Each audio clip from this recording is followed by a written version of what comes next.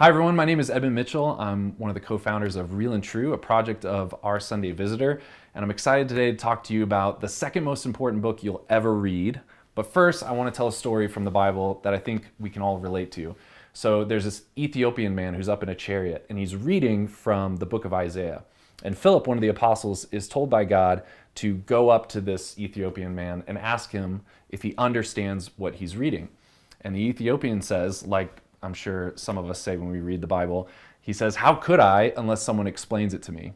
And Philip then, kind of representing the church, gets up into the chariot with this Ethiopian man and explains Jesus in light of the book of Isaiah.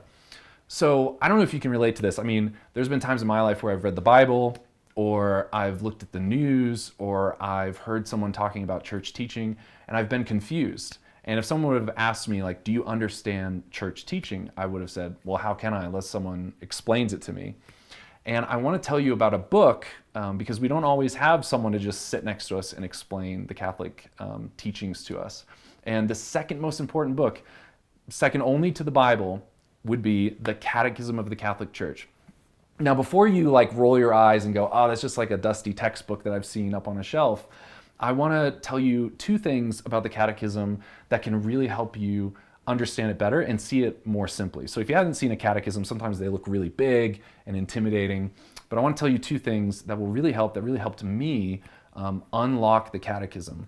I had a friend once say that the Catechism of the Catholic Church, the scriptures is like words from my father, and the Catechism of the Catholic Church is like words from my mother. So with the Catechism, which is a authentic summary of everything the church believes, right? So it's put out by the church saying this is truly what the church believes in one book, right? And it's this amazing gift to the church. And so we can use this catechism to kind of sit at the feet of Mother Church and be taught by her.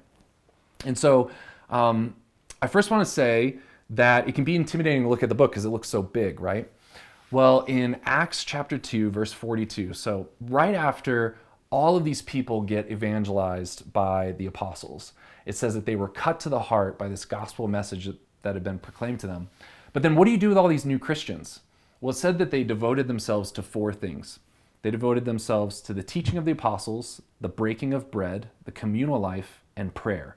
So those four things.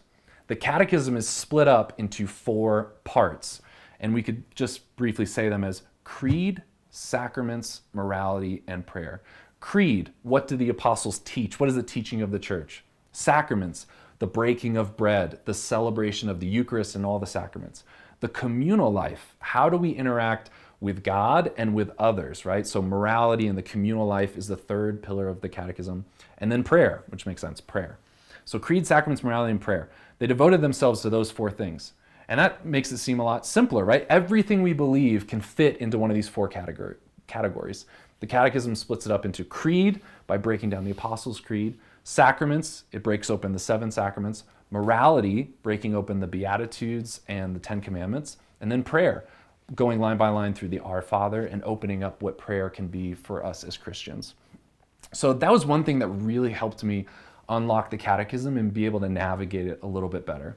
The second thing that I always encourage people if they want to start with the Catechism is instead of just trying to read straight through it like you would, I don't know, a theological book, right? Is to really pray with it, right? Catechism comes from this Greek word katechein, and it means to echo down. In these like Greek outdoor amphitheaters, the actor had to raise his voice, and there was no microphones or technology, so he had to really project his voice and allow his voice to echo down through the rows, right?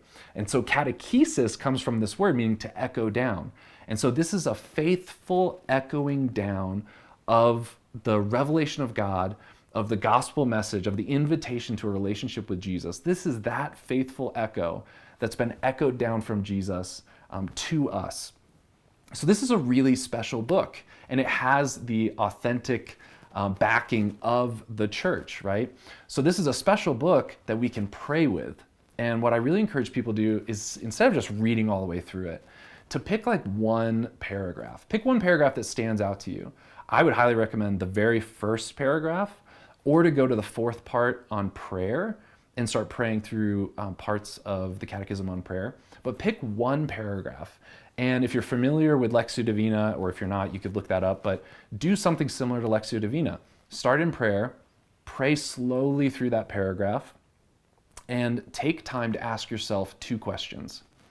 What does this paragraph have to do with Jesus and with my relationship with him? And I have done this over the years, and it's really opened up Scripture and really opened up the Catechism and Scripture in a profound way.